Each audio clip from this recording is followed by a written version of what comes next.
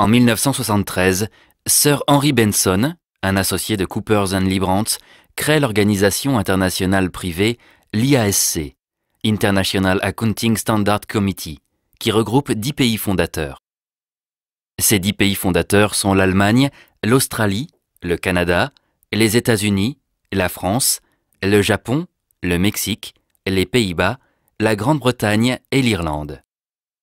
Les 3 objectifs majeurs de l'IASC à sa création sont d'établir des normes comptables acceptables sur le plan international, de promouvoir l'utilisation et l'application rigoureuse de ces normes, et enfin, de travailler pour harmoniser les réglementations comptables et la présentation des états financiers sur le plan international.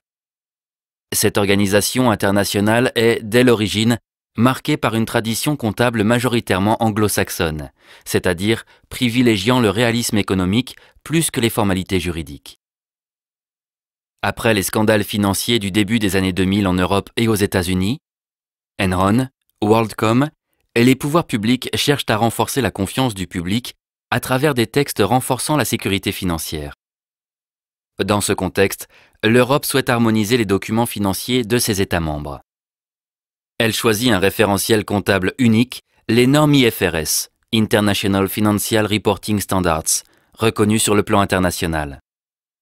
L'Europe choisit le référentiel IFRS plutôt que les normes américaines, US GAAP, US Generally Accepted Accounting Principles, sur lequel elle n'aurait pas pu avoir d'influence.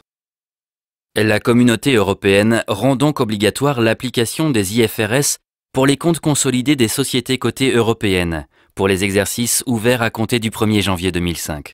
Complétez la phrase suivante. Les normes IFRS sont des normes établies.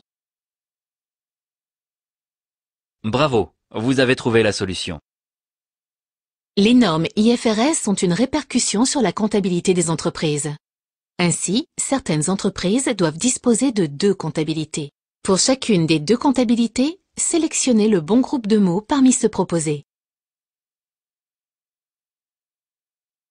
La publication des comptes individuels est relative à la comptabilité française, alors que la publication des comptes consolidés fait référence à la comptabilité en IFRS.